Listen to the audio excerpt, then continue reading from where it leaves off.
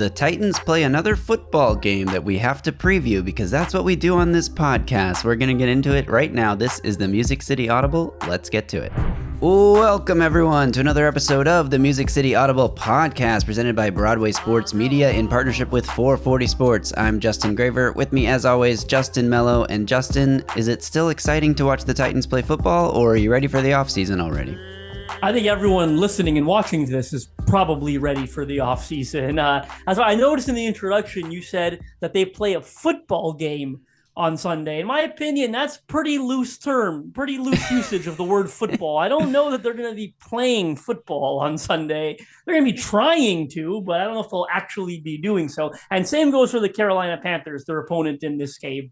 No, taking it back for a second, I am still interested in seeing Will Levis, right? I think this is a very big deal to find out whether or not you have a franchise quarterback. And you've got a bunch of games left. What do they got? 7 games left to continue finalizing their evaluation on Will Levis. So all kidding aside, as much as it has become a chore to watch them on Sundays, they're a very bad football team.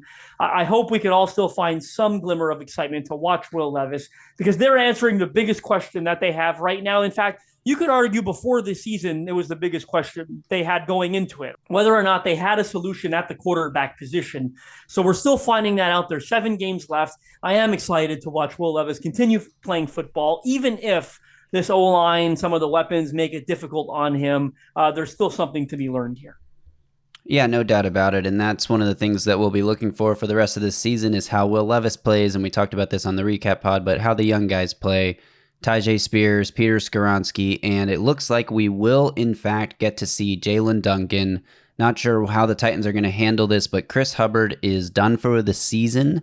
Bicep injury is what was reported, so we will not see Chris Hubbard again.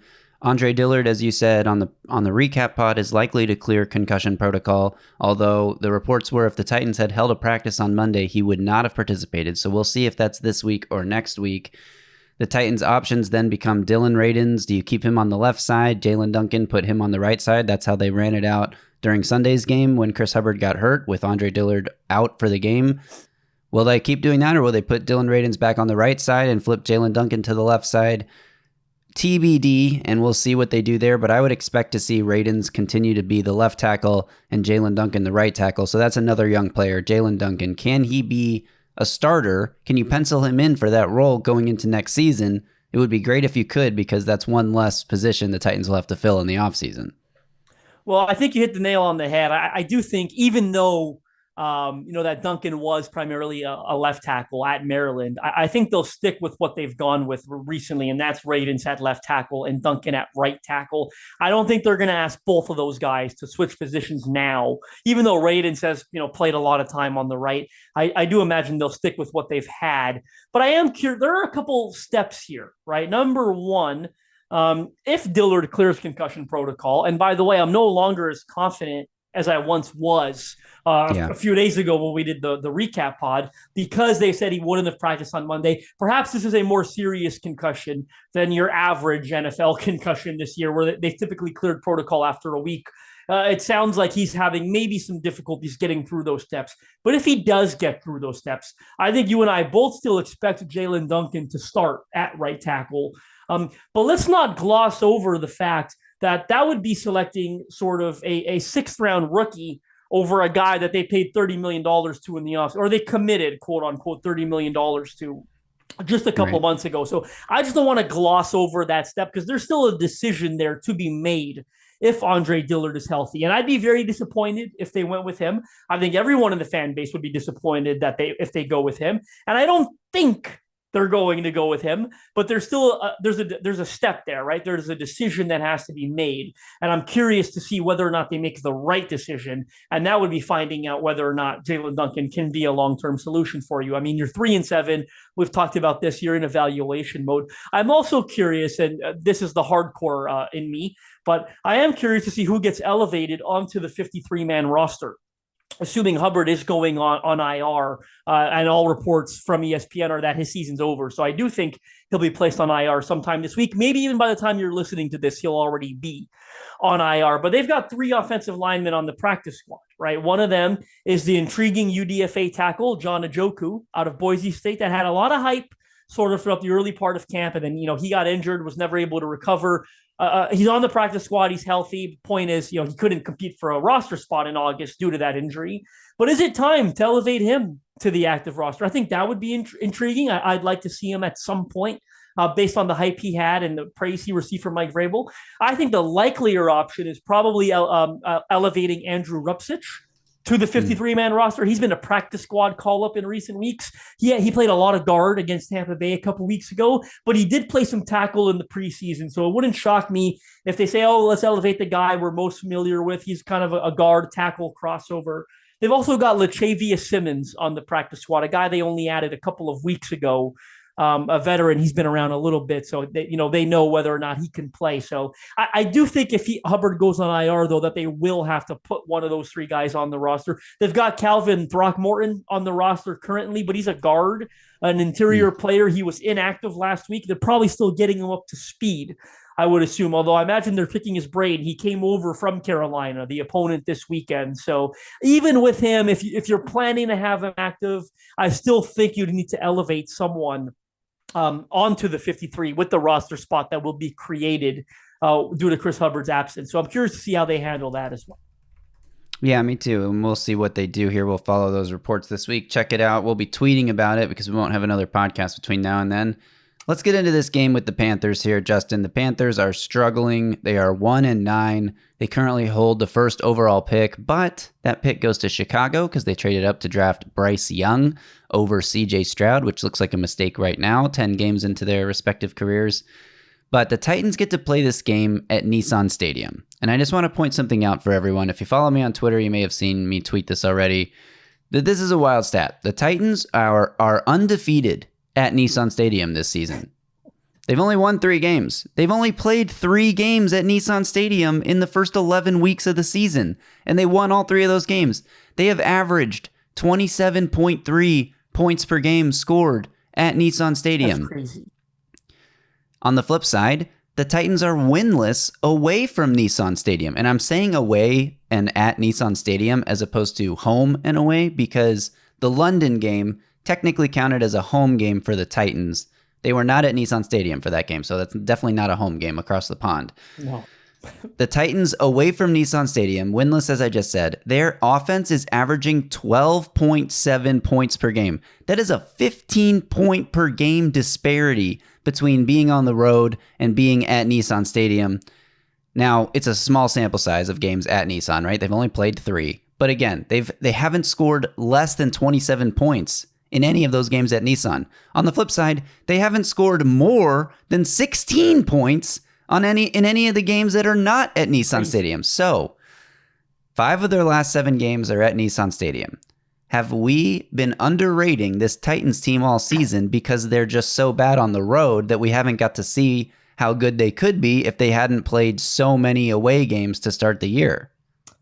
I'm not there. I'm not. I can't commit to that, to guessing that, because I got to go with what I've seen for the majority of the time. And yes, I know they've played away from Nissan Stadium most of the year, but I think that's more in tune with who they are, right, than what we've seen throughout the small sample size. I will say, you said they're averaging 27 points. Haven't they scored 27 points in all 3 games at Nissan Stadium? 27, 27, 28. Sorry, say that again? 27, 27, 28 against the Falcons. 28 against, that's right. Will Levis had the 4 touchdown passes. So the crazy thing is, though, when I think of it, it's like all 3 wins at home were extremely exciting, right? Like you got the Will Levis 4 touchdown game against the Falcons debut. You've got finally getting over the hump against the Bengals and dominating Joe Burrow at home. I think that was 27-3 or something along those lines, or 26, whatever it was. And then you've got the thrilling overtime win over Justin Herbert and the Chargers, right, in week 2, I believe it was. So it is funny that all 3 of those games were so exciting, right? They actually looked competent. They moved the ball through the air.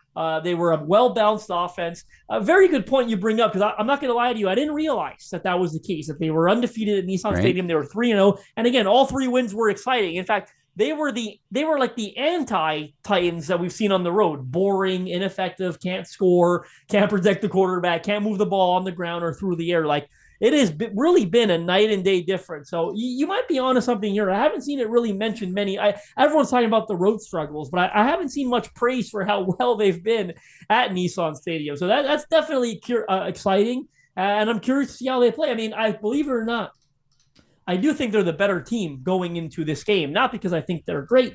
I think the Carolina Panthers are really that awful. I mean, based on what I've seen, but like they actually might be even worse at protecting the quarterback than the Titans are. I mean, they are just awful. Like Bryce Young, I'm sure you've got some official numbers. I've watched a lot of Bryce Young this year, with my work at the Draft Network, and he just, oh my God. I mean, it's a turnstile, the offensive line. It's so bad. They've had a ton of injuries as well, but Ike Ekwonu, the second-year left tackle, is taking a step backwards. Austin Corbett, a high-priced free agent, has been in and out of the lineup, not playing well when he's been in there. Calvin Throckmorton, who's now a Titan, was not really giving them the desired results they wanted at the guard position. So there's been all kinds of disasters up front for them. Yeah, let's talk about the Panthers offense and what we can expect from the Titans defense in this game. Since you mentioned it, Bryce Young has been sacked 36 times in 9 games. Andy Dalton has appeared in 3 games. He's been sacked 3 times.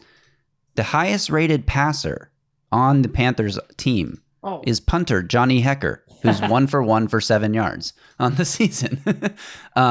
Yeah, Bryce Young has struggled. He has found a connection with Adam Thielen. This is crazy. Adam Thielen has 726 receiving yards this season. The next closest player is nearly 500 yards behind Thielen, DJ Chark at 229. So 497 yards fewer than Adam Thielen.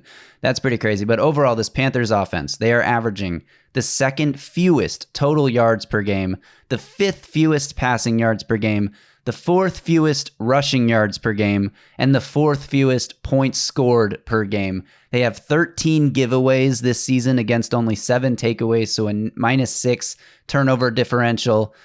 This is not a good team. And the Titans, I know I mentioned it on the last podcast, it's better for the long-term future if the Titans lose this game to the Panthers, but they'd have to try to lose this game. They'd have to be full of mistakes, penalties, turnovers that are unforced, fumbles, bad snaps like we saw in the last game, turning over balls on punt returns like we saw in the last game. Like, you'd need a repeat of that to lose to this Panthers team because they've just been so bad.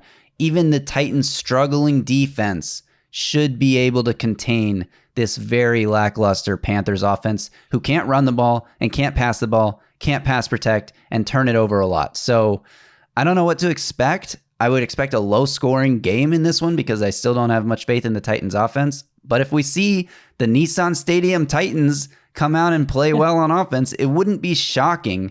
But the defense, you got to see that front four take advantage of a good matchup because they've struggled way too much this season. Got to get Arden Key going. 4 pressures in his last 4 games. That's through 100 pass rushing snaps. 4 pressures in his last 100 pass rushing snaps. He's fallen off a cliff. No, I agree with a lot of what you said. And boy, I feel like an idiot. I'm going to raise my hand and say, before the season started, I said, I think I like where this Panthers team is going. I'll put my hand up.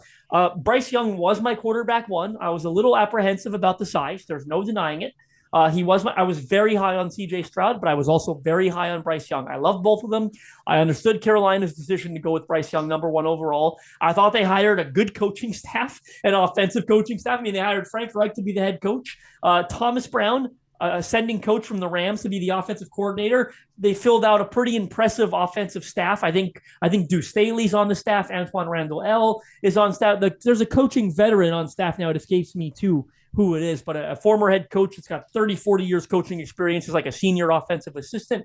And then from a weapon perspective, boy, I feel really dumb. There were no high-end players, but I said, you know what? They had to get rid of DJ Moore in that deal. That was unfortunate, but they did the best job they did trying to, get a couple of weapons as opposed to having a dominant weapon. Adam Thielen's old. He's a guy that can still play. Hayden Hurst had a good year last year in Cincinnati. He's a quality tight end.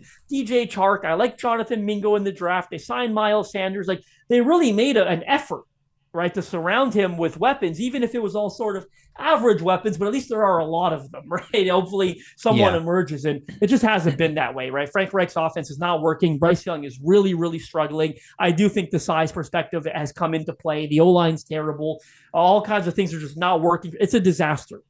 In all honesty, I think there's a good chance Frank Reich can go one and done. Owner Dave Tippett, I can promise you, or Dave Tippett is a very, very impatient man. He has fired a ton of coaches throughout the years for other franchises he's owned. Did you see the Frank Reich talking a couple weeks ago? It almost sounded like he was admitting he wanted C.J. Stroud in the draft. You can go back; it was very, very telling that. And we always heard, Tippett was very, very influential on which quarterback they were going to draft. So nothing is working right now. I feel like Frank Reich, in all honesty, feels like he's in a disaster, knows he probably never gets another chance, but I think he's almost willing to admit the inevitable and just go back to being an OC somewhere next year. I do think he'd get that opportunity. I think he goes, you know what? I misread this situation. This ownership group was not for me. This is a disaster. I wouldn't be shocked if the Panthers started over next year, at least with a new coaching staff. You're not going to be able to move on from the quarterback because you gave up the number one pick, it looks like, in this coming draft. So everything is just – you think it's bad in Tennessee? I mean, maybe there's chin up because everything's really, really bad in Carolina right now. Yeah, and Jay Glazer reported on Sunday that Frank Reich was on the hot seat and that they are considering making a coaching change there if things don't turn around these last few games.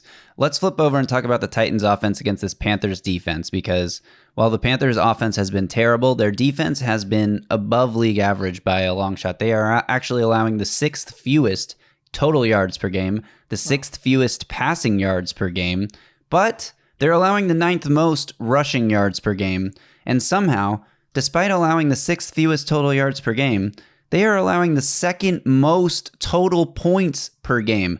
Part of that has to do with the -6 turnover differential that I mentioned, turning the ball over in plus territory. But the other part of that is that the Panthers have the 31st ranked red zone defense, allowing touchdowns on over 70% of opponent red zone trips. This is a weakness on weakness matchup between the Titans and the Panthers because the Titans have the 31st ranked red zone offense, scoring touchdowns on just over 34% of their trips. So it's about the inverse of what the Panthers defense is allowing. Something's got to give here. Either the Panthers red zone defense is going to step up and be way better than we thought because the Titans are just inept on offense, or the Titans offense is finally going to be able to find the end zone when they get down into scoring range because the Panthers have been so bad in the red zone on defense. It is a tougher matchup for Will Levis, but I wonder how much of these numbers are skewed by the Panthers losing a lot of games, barely even having a lead in a lot of games, and therefore the opponent is not forced to pass the ball, so they're running the ball more. It sometimes happens like that when you see a team that's allowing the 6th fewest passing yards but the 8th most rushing yards. It's like they're not necessarily good at defending the pass. Teams are choosing to run on them because they're bleeding out the clock because they have leads late in game.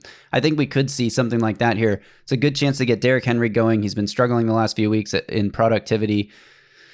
I'm not sure what to expect from this Titans offense because they've been so bad recently, and it's hard to remember what they looked like at Nissan Stadium a few weeks ago against the Falcons now, 3 games removed from that. So we'll see what they can do.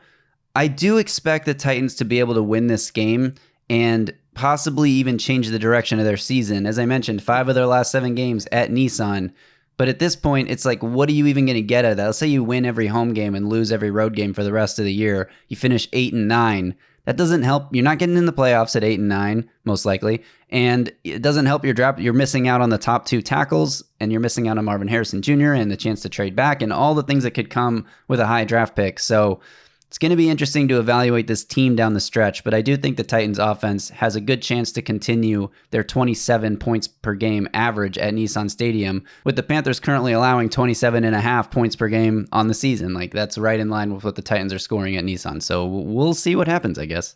I will say, I think for the Titans to score that many points, they'd have to take advantage of some turnovers and some pretty inept play from the Panthers, which is possible. I just don't think what I'm trying to say is I don't think the Titans are going to move the ball at will and put up 27 points of their own doing without getting some help from turnovers, the defense, special teams, or whatever. There are still some great players on this Panthers defense that offers a mismatch, to be honest. Like Brian Burns is, to me, one of the best pass rushers in the NFL. He's probably going to have some fun, going up against Dylan Radins and whoever the other starting tackle is. That's a mismatch in Carolina's favor. And there are some other guys, Dante Jackson, I think, is a very good cornerback, a very interesting player I've always liked very much.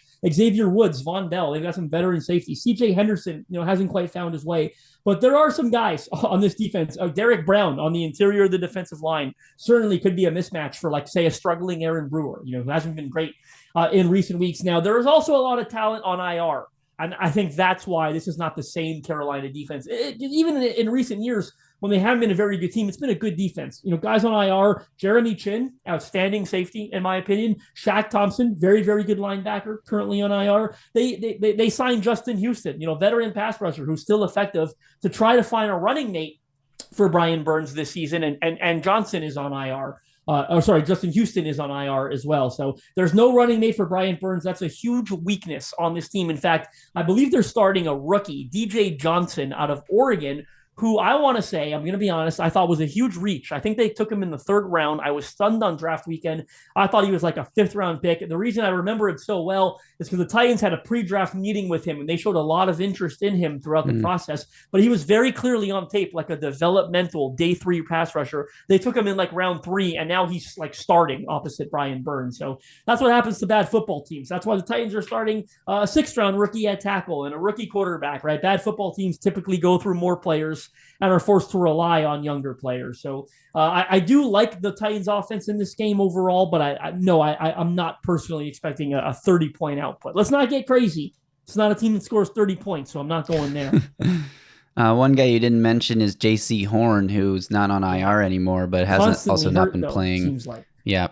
And he was out in their last game against the Cowboys. We'll see if he can make his return this weekend against the Titans. But overall, the Titans stack up really well matchup-wise here. I think even as we talk about the talent deficiencies on this Titans roster, with the guys that both teams are currently fielding, even with the injuries to the offensive line for the Titans, I think they have a more talented squad than the Panthers, so they should win this game. It'll be an interesting test to see Will Levis go head-to-head with Bryce Young. Obviously, environments are totally different, but from a draft narrative perspective, Absolutely. If Will Levis significantly outplays Bryce Young, it's just going to look even worse for the Panthers, who gave up the farm to go get Young, who may not even be the 2nd best quarterback in this class. He may not even be the 3rd best quarterback in this class. So I'll say this quickly. It can't get worse than they lost to Tyson Bagent and the Bears a week or two ago on primetime. So that was the number 1 overall pick, losing to an undrafted free agent quarterback. So can't get worse, but certainly they're going to hear about that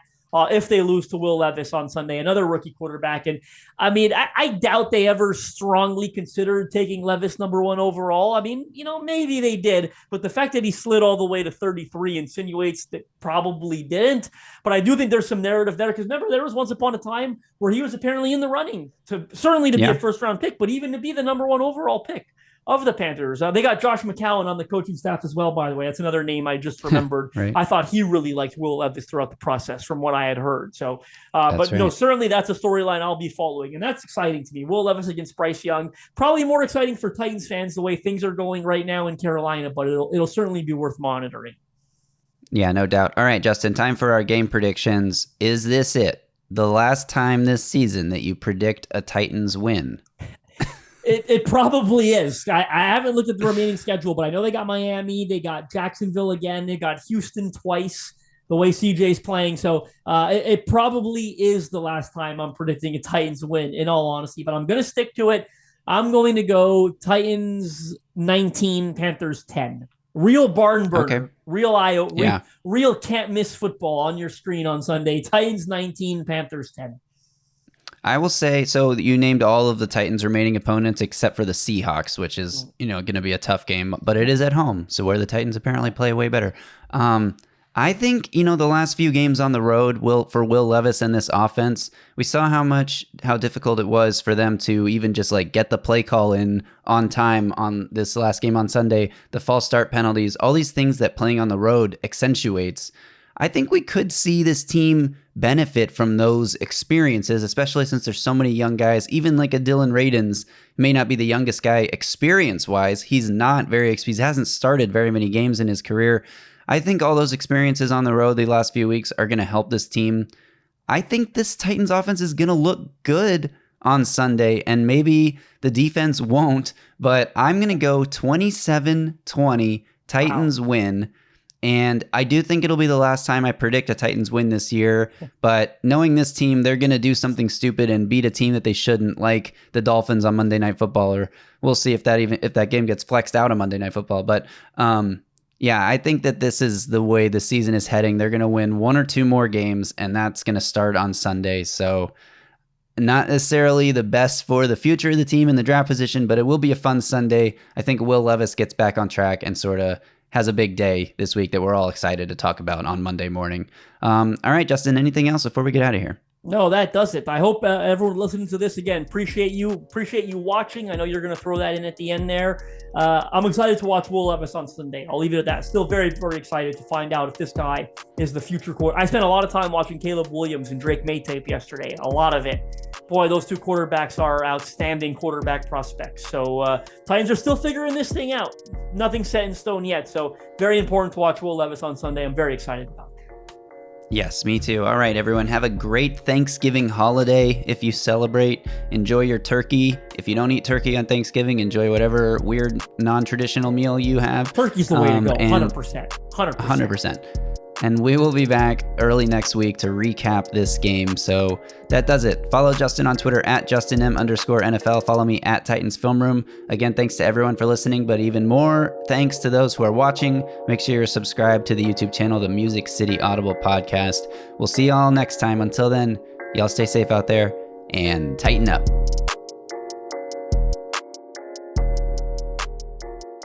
A Broadway sports media production.